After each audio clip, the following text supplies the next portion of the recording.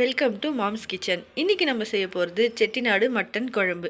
அது எப்படி செய்கிறதுன்னு பார்க்குறதுக்கு முன்னாடி என்னென்ன தேவைன்னு பார்க்கலாம். மட்டன், உப்பு, எண்ணெய், தனியா, மஞ்சள் தூள், மட்டன் மசாலா ஆச்சி ஒரு பாக்கெட், கரம் மசாலா, பட்டை, லவங்கம், ஏலக்காய், இஞ்சி பூண்டு பேஸ்ட், வெங்காயம், தக்காளி, காஞ்ச மிளகாய், பூண்டு. இப்போ எப்படி செய்கிறதுன்னு பார்க்கலாம் வாங்க. இப்போது நம்ம ஃபஸ்ட்டு மட்டனை வேக வச்சு எடுத்துக்கலாம். மட்டனை வேக வைக்கிறதுக்கு ஒரு குக்கர் எடுத்து அடுப்பில் வச்சு அடுப்பை பற்ற வச்சுக்கோங்க. அதில் நான் கழுவி வச்சுருக்கேன் மட்டன் எடுத்து போட்டுக்கிறேன்.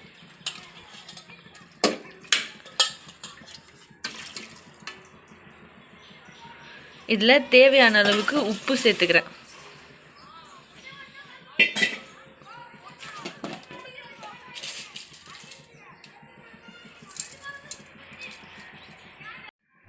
இதில் இப்போ ஒரு ஸ்பூன் இஞ்சி பூண்டு பேஸ்ட்டு,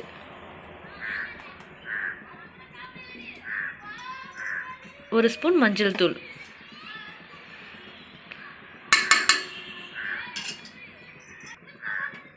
தண்ணி தேவையான அளவுக்கு ஊற்றிக்கோங்க.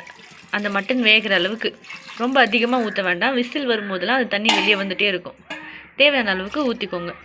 ஊற்றி இப்போ குக்கரை மூடி 4 விசில் வச்சிடுங்க. மட்டன் வெந்ததுக்கப்புறம் எப்படி தாளிக்கிறதுன்னு பார்க்கலாம்.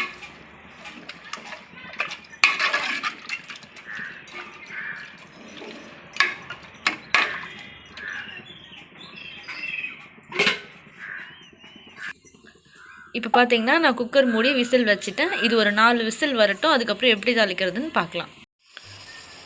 இப்போ பார்த்தீங்கன்னா நான் குக்கரில் விசில் அந்த பக்கம் வச்சுட்டேன். இந்த பக்கம் எப்படி தாளிக்கிறதுன்னு நம்ம பார்க்கலாம். அது விசில் வர வரைக்கும் நம்ம வெயிட் பண்ண தேவையில்லை. ஃபஸ்ட்டு கடாய் வச்சு அடுப்பை பற்ற வச்சுக்கோங்க. தேவையான அளவுக்கு எண்ணெய் ஊற்றிக்கோங்க.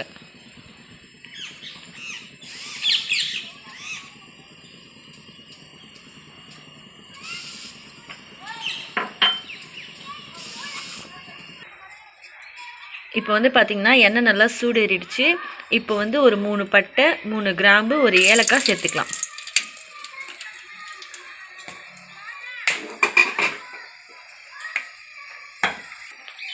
இதில் 2 ஸ்பூன் அளவுக்கு தனியா சேர்த்துக்கோங்க.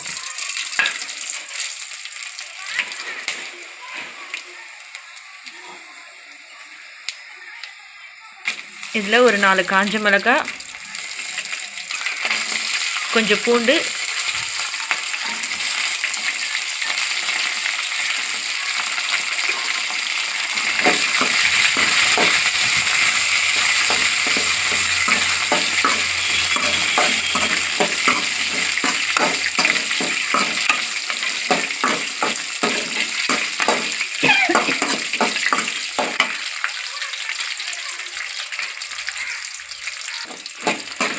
இப்போ நான் ஒரு 3 வெங்காயம் கட் பண்ணியிருக்கேன். அந்த 3 வெங்காயத்தை இதில் சேர்த்துக்கலாம்.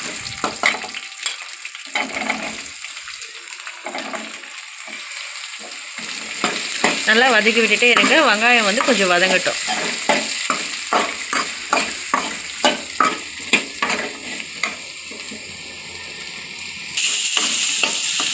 இப்போ நான் பார்த்தீங்கன்னா 1/2 kg மட்டன் எடுத்துருக்கேன். அதனால் நான் 3 வெங்காயம் 4 தக்காளி கட் பண்ணியிருக்கேன்.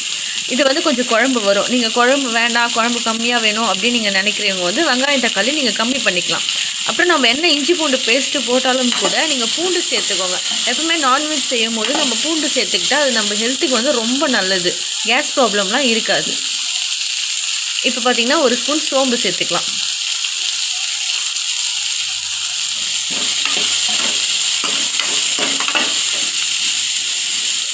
வெங்காயத்தை நல்லா வதக்கி விட்டுட்டே இருங்க. இப்போ பார்த்தீங்கன்னா வெங்காயம் நல்லா வதங்கியிருக்கு. இப்போ இதில் ஒரு ஸ்பூன் அளவுக்கு நம்ம கடலை சேர்த்துக்கலாம். அரிஞ்சு வச்சிருக்கிற தக்காளியும் இப்போ சேர்த்துக்கலாம்.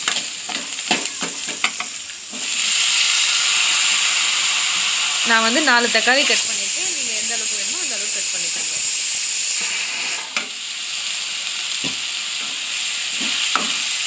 தக்காளி நல்லா வதங்கட்டும். இப்போ வந்து பார்த்திங்கன்னா தக்காளி ஓரளவுக்கு நல்லா வதங்கிடுச்சு. இதில் வந்து நான் ஒரு 2 ஸ்பூன் 3 ஸ்பூன் அளவுக்கு தேங்காய் சேர்த்துக்கிறேன். தேங்காய் வந்து ஆப்ஷனல் தான். நீங்கள் வேணும்னா யூஸ் பண்ணிக்கலாம், வேணான்னா விட்டுடலாம். ஒரு சிலர் வந்து தேங்காய் போட்டு சாப்பிட மாட்டாங்க. அதனால் நீங்கள் வேணும்னா யூஸ் பண்ணிக்கோங்க, வேணான்னா விட்டுடலாம். நான் வந்து தேங்காய் ஆட் பண்ணிக்கிறேன்.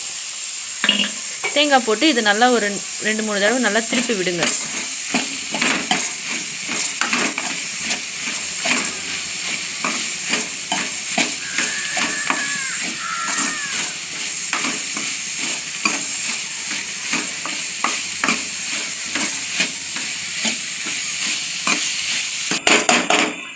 இப்போது இது கொஞ்சம் நேரம் நல்லா திருப்பி விட்டாச்சு. ஒரு 5 மினிட்ஸ் ஆகிடுச்சு. இப்போ ஸ்டவ் ஆஃப் பண்ணிவிட்டு இதை ஆற வச்சுடுங்க. இது ஆறினோடனே நம்ம மிக்சியில் அரைச்சிட்டு குழம்பு எப்படி தாளிக்கிறதுன்னு பார்க்கலாம்.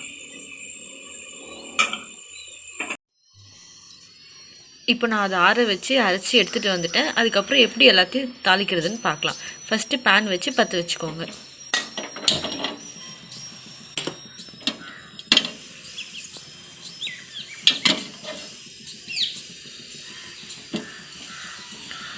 தவா சூடு ஏறினவுடனே இதில் தேவையான அளவுக்கு ஆயில் போட்டுக்கோங்க.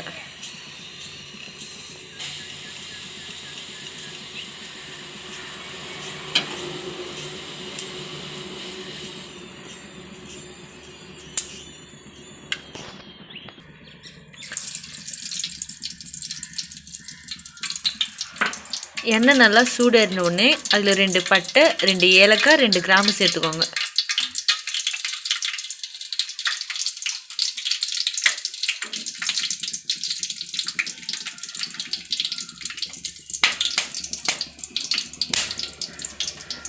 அதில் ஒரு வெங்காயம் கட் பண்ணி சேர்த்துக்கோங்க.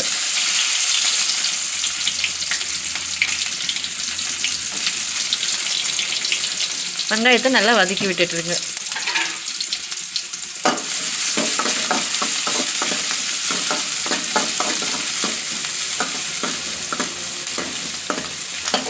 வெங்காயம் நல்லா கோல்டன் ப்ரௌனாக வதங்கட்டும். அது வரைக்கும் வதக்கி விட்டுட்டே இருங்க. இப்போ பார்த்திங்கன்னா வெங்காயம் ஓரளவுக்கு நல்லா வதங்கிடுச்சு. இதில் நம்ம 1 ஸ்பூன் அளவுக்கு இஞ்சி பூண்டு பேஸ்ட்டு சேர்த்துக்கலாம். 1 டேபிள் ஸ்பூன் அளவு.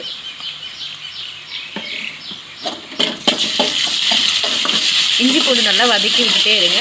அதோட பச்சை வாசனை போகட்டும். அது வரைக்கும் வதக்கிட்டே இருங்க.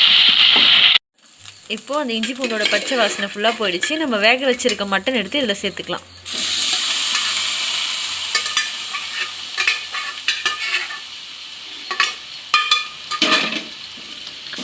இதை நல்லா திருப்பி விடுங்க.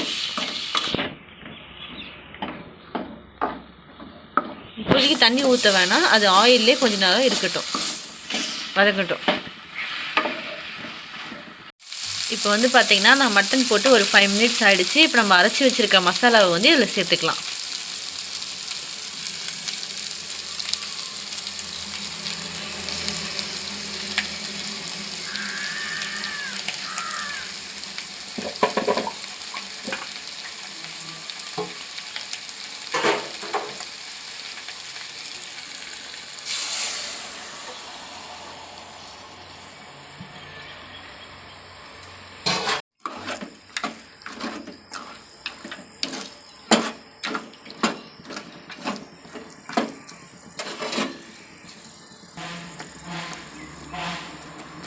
மசாலா சேர்த்துறதுக்கப்புறம் நம்ம மட்டன் வேக வச்ச தண்ணி இருக்கு இல்லையா, அந்த தண்ணியை இதில் சேர்த்துக்கோங்க.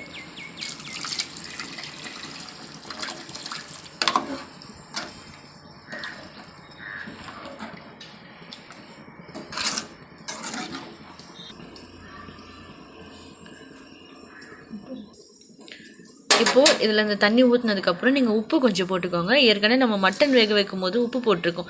ஸோ நீங்கள் இதை வாயில் விட்டு பார்த்து கூட உப்பு திட்டமாக போட்டுக்கோங்க. அப்புறம் 1 ஸ்பூன் அளவுக்கு மட்டன் மசாலா, 1 ஸ்பூன் அளவுக்கு பெப்பர் சேர்த்துக்கோங்க. எப்போவுமே நான்வெஜ் செய்யும் போது நம்ம பெப்பர் சேர்த்துக்கிறது ரொம்ப நல்லது. அதில் இருக்கிற அந்த பேட் ஸ்மெல் வராது, நமக்கு ஹெல்த்துக்கும் ரொம்ப நல்லது.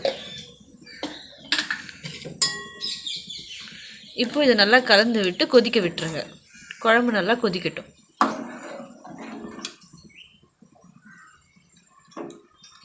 உப்பு காரெல்லாம் சரியாக இருக்கான்னு நீங்கள் செக் பண்ணிக்கோங்க.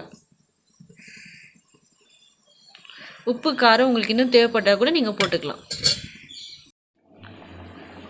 இப்போ பார்த்தீங்கன்னா ஒரு 10 நிமிஷம் குழம்பு நல்லா கொதிச்சிருச்சு, மட்டனும் நல்லா வெந்துருச்சு. இப்போ நம்ம இதில் கொத்தமல்லி போட்டு ஆஃப் பண்ணிடலாம். புதினாவும் போட்டுக்கலாம். உங்கள் வீட்டில் புதினா இருந்தால் நீங்கள் போட்டுக்கோங்க, இல்லைன்னா கொத்தமல்லி போட்டுக்கிட்டால் கூட போதும். போட்டு ஆஃப் பண்ணி நம்ம சர்வ் பண்ணிட வேண்டியது தான். சுவையான செட்டிநாடு மட்டன் குழம்பு ரெடி.